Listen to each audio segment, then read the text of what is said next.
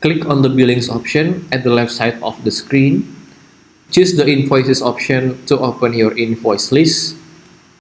You may choose the specific invoice that you want to cancel over here at this invoice list and open that invoice by clicking on it 2 times. After that, click the 3 dots over here and choose the Change Invoice Status option. A little tab will appear and you may choose the Void option and also add some notes in case you forgot why the invoice is being void. Then click on the Update Status button, just like here, and you are good to go. This is the invoice page from your customer perspective before the canceling, and this is what they are seeing after you cancel it. If you still have any questions, just comment down below and I will try my best to guide and help you guys.